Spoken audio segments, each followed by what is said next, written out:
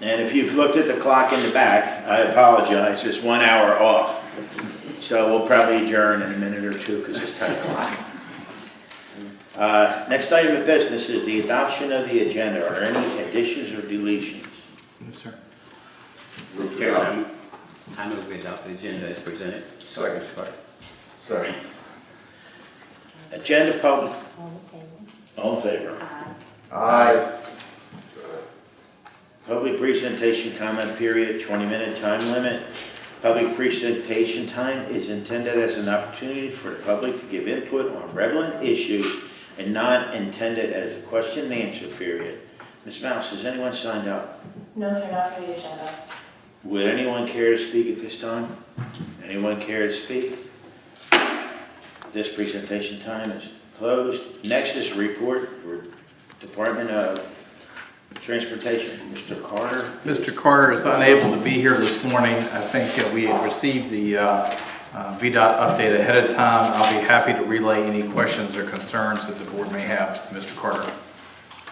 Mr. Chairman, Yes. I just want to make one note of one item for the roads. Where Mountain Road connects with Fort Valley Road, on the right-hand side, there's a lot of trees that have grown out, and you have to pull up into the road, Fort Valley, rather far in order to see. Microphone. Archie. Sorry about that. So at Fort Valley Road and Mountain Road, there's some trees on the right that needs to be removed. We'll take care of that. Thank you, Mr. Chairman. I have a comment too, just in addition to the report from VDOT. I had some concerns with Rocky Lane, and I've had an email back from Mr. Carter, and there are a couple of trees on Bentonville Road that he's going to have contractors to take care of, and an issue on Rocky Lane that they're scheduling for repairs. Thank you. Anyone else have anything? I would just like to read the sentence, two sentences that he has about Morgan Ford approach. Repair work is progressing well. The contractor is still pushing for the December incentive and has a chance to make it. It will depend primarily on the weather between now and then. Anyone else? If not, we're going to move on to the Virginia Cooperative Extension Office. Ms. Sweeney.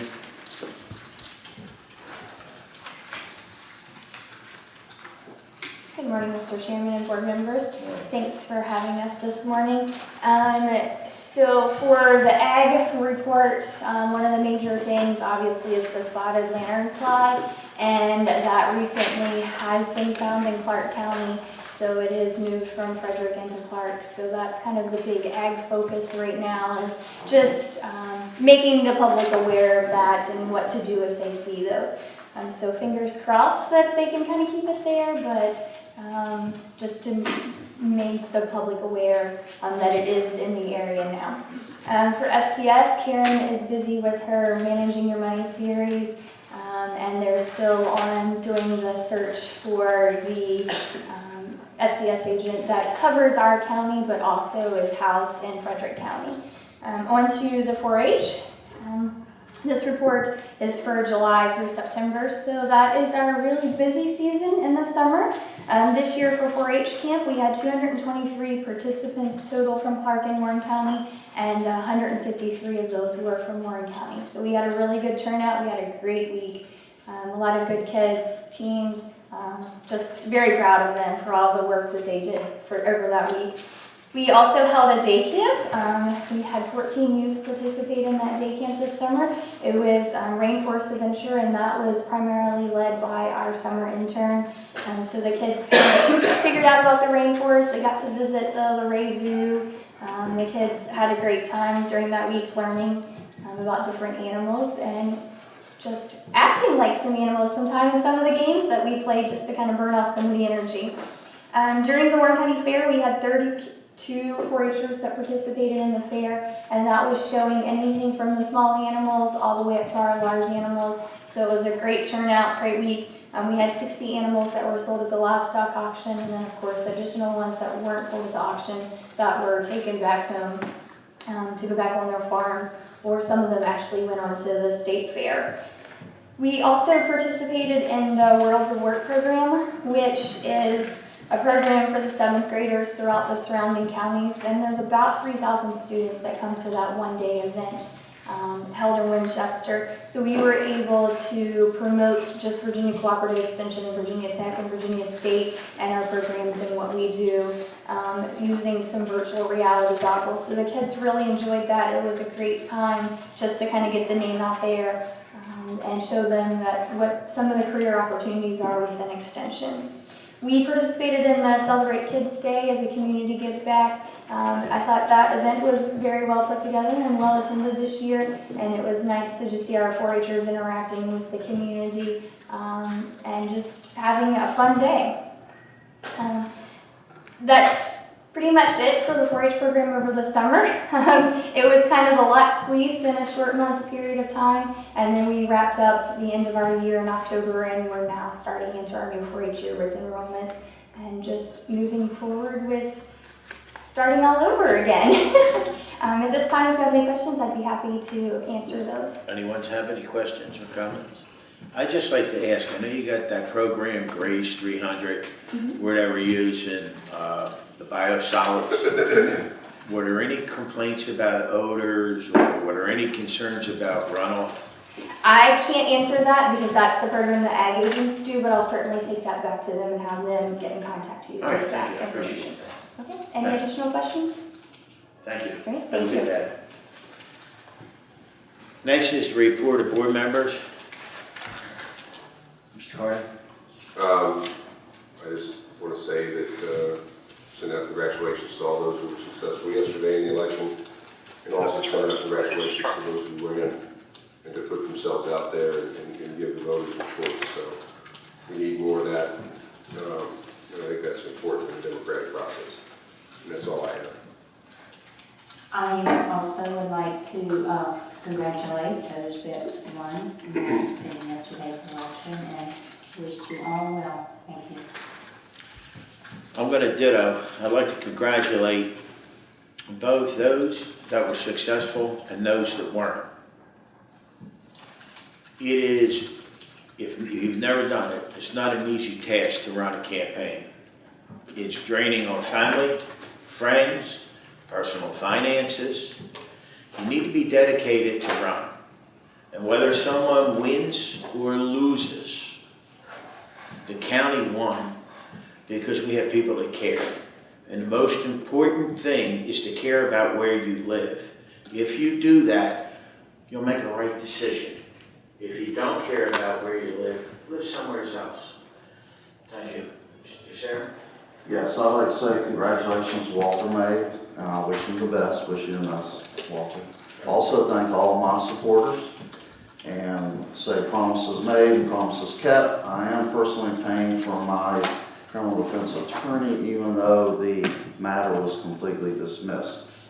Thank you very much, and you all have a great day. Mr. Fox? I'd like to congratulate Mrs. Cullers, Mr. Mabe, and Mrs. Oates on their win yesterday, and I look forward to working with them in the future. I think that's all I have. Mr. Stanley?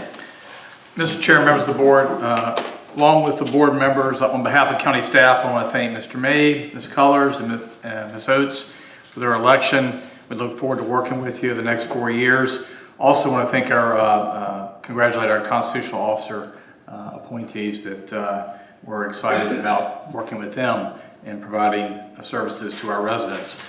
A few items to report on. Warren County held our annual household cleanup day on Saturday, October 5th. Households hazardous waste, we had 84 cars visit across the street at the Front Row Volunteer Fire Department. Shenandoah Farms, we had 5 cans of trash, or dumpster loads of trash, 13.3 tons.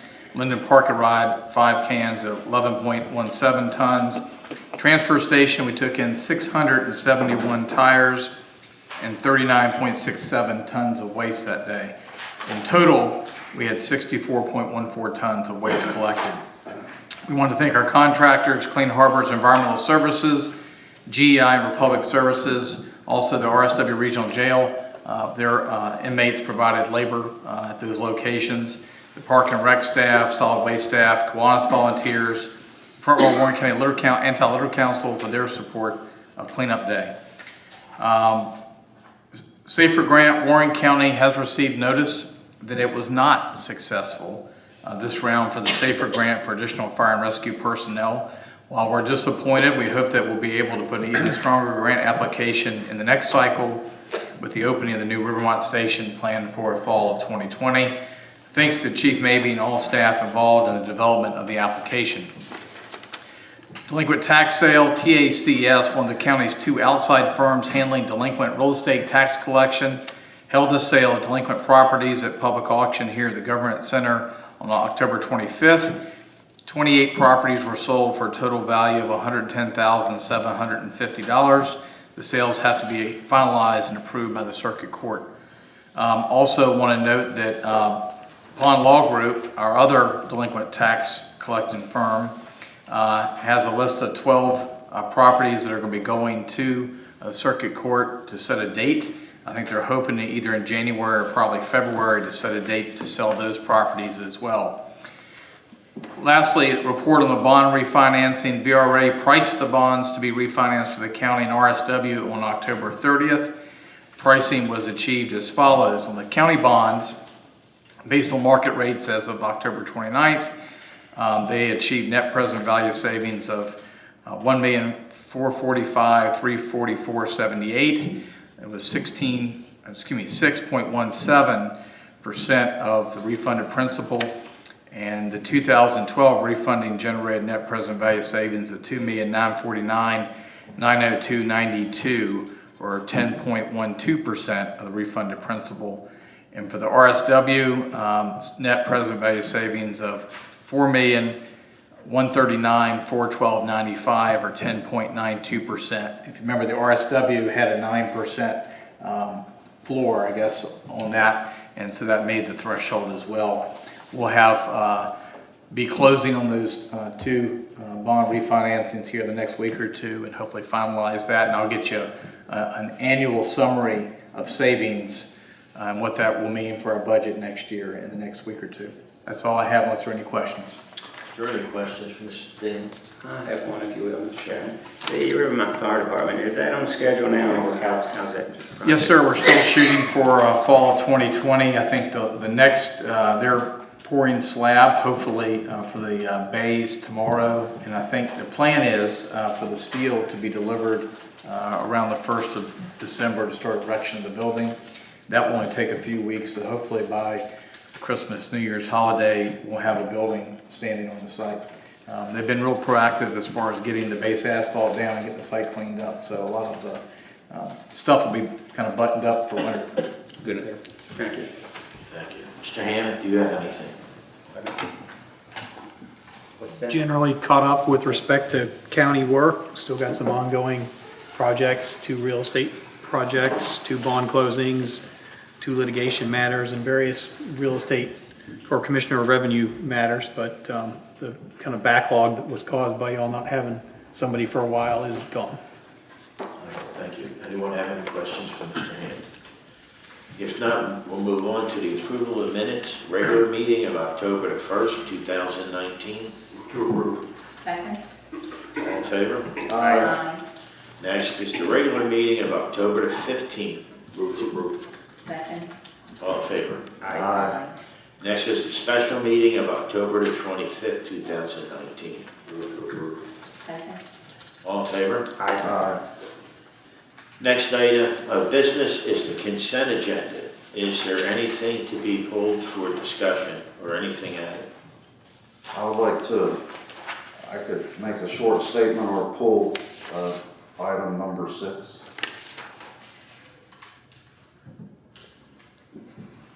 Item 6, okay.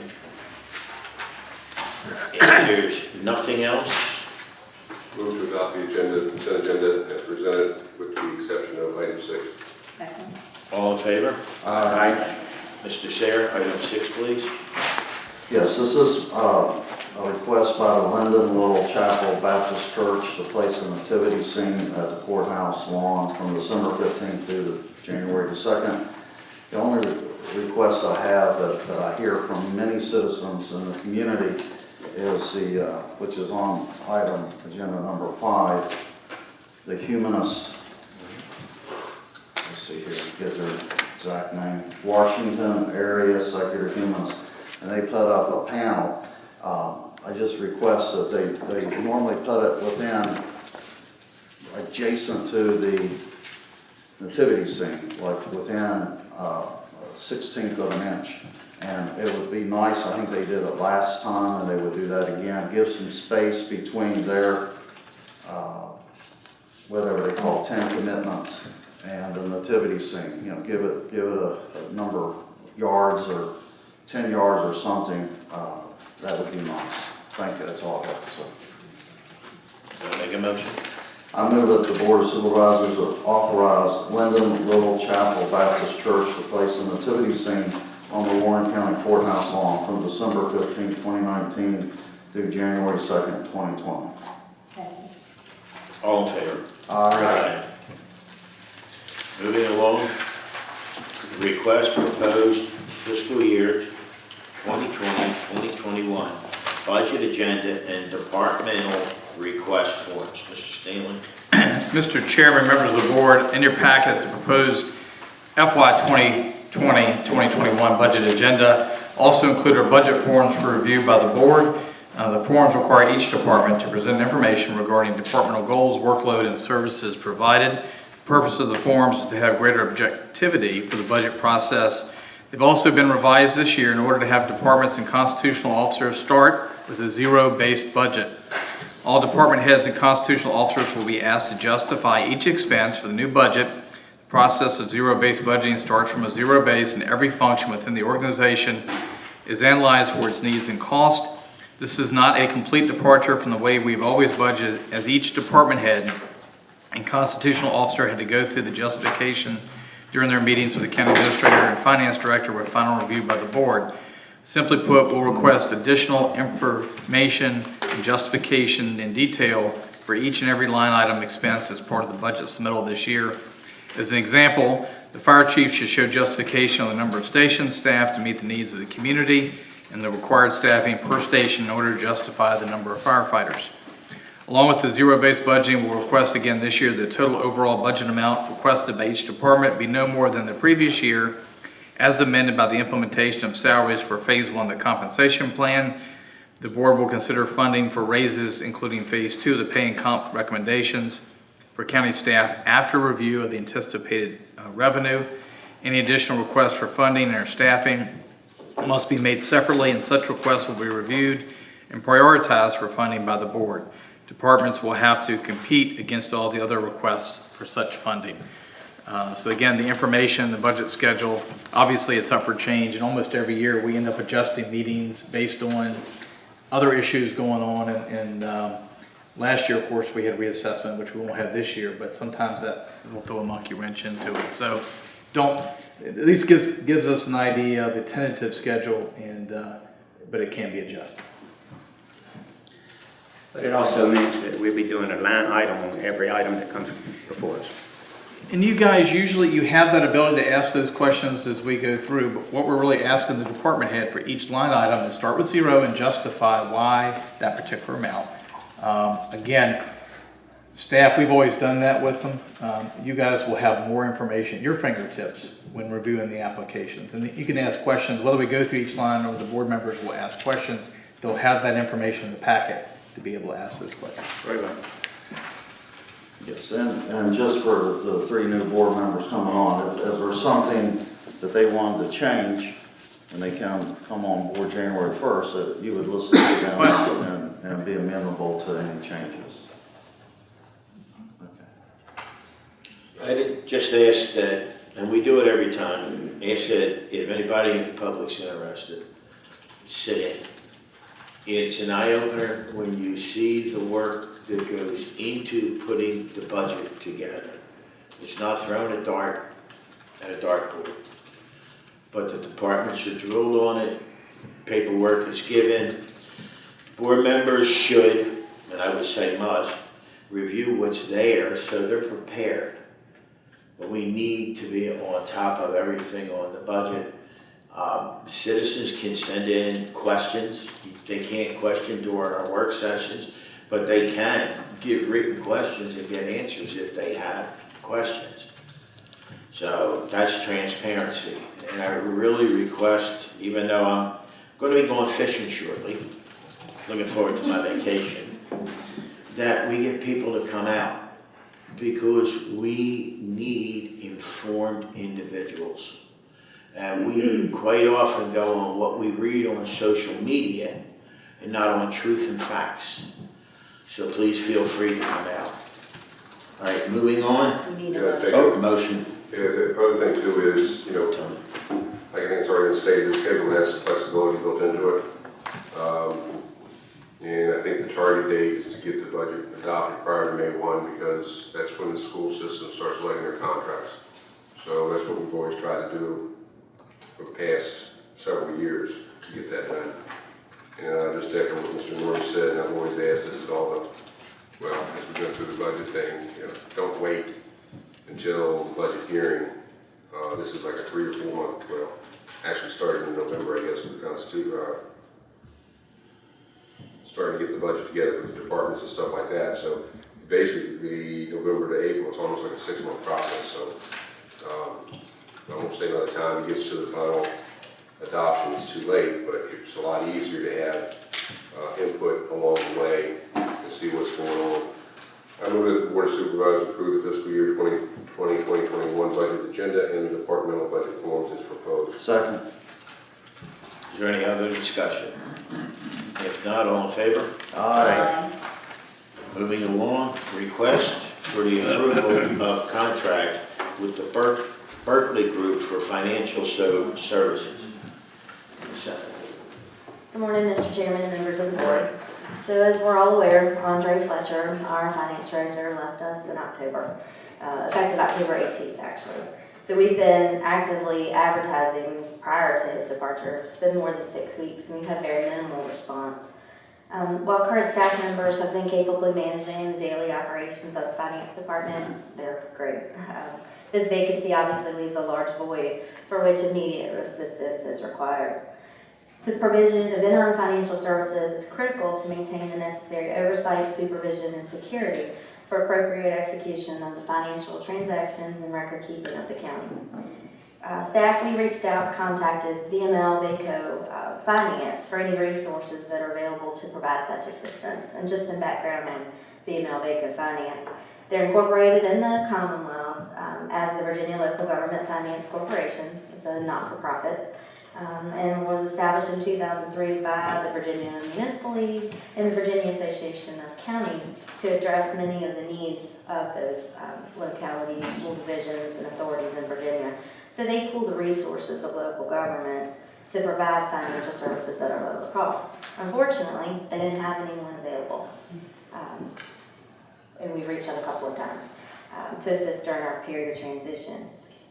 And we've noted that there are several governmental finance positions currently available. 22 alone were listed on the VGFOA, the Virginia Government Finance Officer's website, including our current posting when we put this together just last week. So we also reached out to the Berkeley Group, LLC. It's a local government consulting firm. They have experts that specialize in the areas of local administration, executive recruitment, organizational assessment, planning, zoning, finance, public works, the list goes on. They currently hold a cooperatively purchased contract with the George Washington Regional Commission for non-professional services. So a contract with the Berkeley Group would ride on that particular contract, which is authorized pursuant to Virginia Code Section 2.2-4304. The Berkeley Group has proposed the services of Jim Allmendinger. He was a retired CPA to provide the interim services and serve as our interim finance director. Mr. Allmendinger has been a member of the American Institute of Certified Public Accountants, the Government Finance Officers Association, the VGFOA, and he served as the Director of Finance in Rockingham County for over 13 years. He retired in 2015. Prior to that, he worked in the private sector, various roles in finance, Vice President of Finance, Controller, Accountant, Senior Accountant, so on. During his time in Rockingham, he served as the chief financial officer and purchasing agent with a more than $300 million budget, annual budget, and over 2,500 county and school employees. So he's pretty experienced in these areas. We met with Mr. Almenegger just to ascertain his skills, knowledge, abilities, experience, fit, and we felt that he was very well qualified to come in and be of immediate assistance to the county. So the proposed agreement is attached, was included in your packet. The hourly rate for services would be $90 an hour, plus his mileage, which is estimated at just under $80 a day. This amount does include the entirety of the compensation for services, and we wouldn't be paying him through payroll, so it's through a contract, it's through a vendor. So there's no withholding taxes, FICA, benefits, VRS, anything associated with that. So this person will be an independent contractor? Yes, because it would be a contract with the Berkeley Group, actually. Could we hold questions to something finish? And we did some comparative, some analysis based on what the hourly breakdown would have been had Mr. Fletcher continued on to include the benefits. And he had, less than 5 years in his role as finance director, would have been just over $60 an hour. And in comparison with Carolyn Stemmel, our retired finance director, who still helps us in a finance consultant role, her hourly breakdown with almost 20 years of experience would be just over $70 an hour. And of course, those two figures don't include the cost of continuing education, certification, membership with those associations, things of that nature. So, and it's estimated that we may require these services for 2 to 4 months, depending on our search for a replacement finance director. Anyone have any questions, comments? Is there any questions? I want to thank you personally for being proactive and finding a way of solving an issue. Everybody has complaints and issues. Very rare does somebody come forward on their own with a resolution to an issue, and you've done that, and I really appreciate it. Thank I you. certainly can't, take the credit, Mr. Stanley, everything, finance staff, it's a collaborative effort. Thank you. You know what's here. I had a question too about the estimated mileage per day. So this person lives where again? In Rockingham County. Rockingham County, so they'll be driving back and forth every day. That's part of the agreement we need, we're gonna pay his mileage, huh? And we're estimating 3 days a week. And that's flexible, it depends on what we have going on at the time, what in particular, the times of the month, there are certain things, that are a little more. Yeah. And in the material, Jody, you said that we've been advertising with minimal response. Very little response. Do you have any estimated tentative time that we'd be able to fill this position permanently? Well, we're certainly hopeful. We're, Alex said, actively advertising, recruiting, trying to get the word out, putting it. It's listed with BGFOA, VACO, our website. It's been in the newspaper. It's different. We're reaching out, trying to tap all the resources that we can. So we're certainly hopeful on the 2-month side than the 4-month side, but that's just. So, just tentatively, if we found a replacement, would we be able to end this agreement? Yes. Okay. Anyone else have any questions? Did you say that there's like 22 jobs posted? There are 22 jobs posted just last week.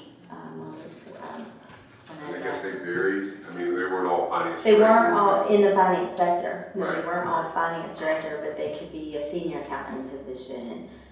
There were several finance director positions. I'm trying to remember some of the others. And that's the Virginia local government website. So these types of jobs Right. across the state. Yeah, I think it's important to get somebody on board as quickly as possible, since we're coming up with a budget and those things, so.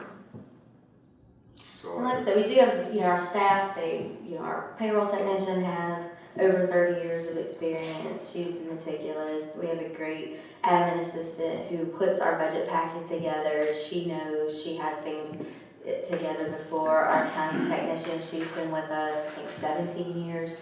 She knows payroll, she knows bills.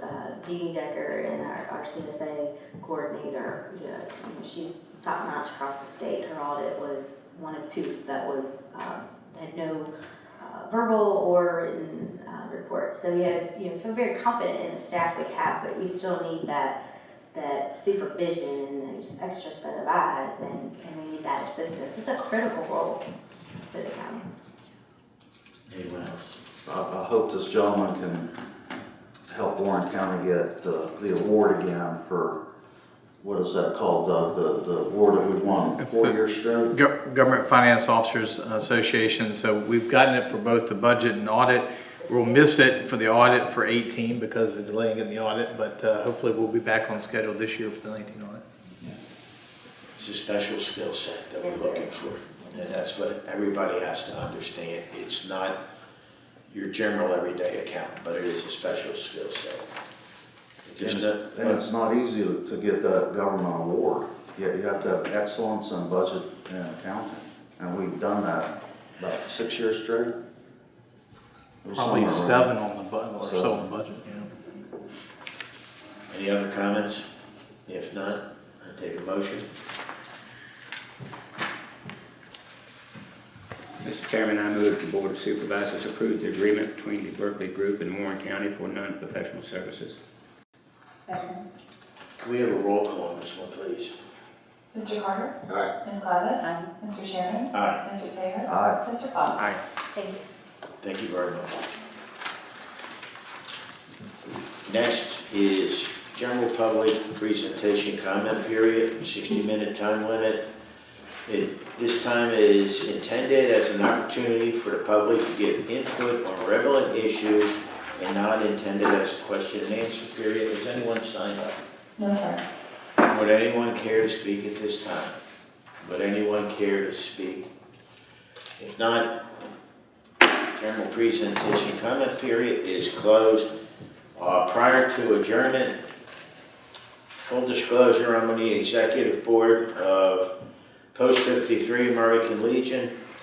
November the 11th at 11 a.m. there will be a veterans, I call it ceremony, but it'll be a service at the courthouse at 11 a.m. It's open to the public.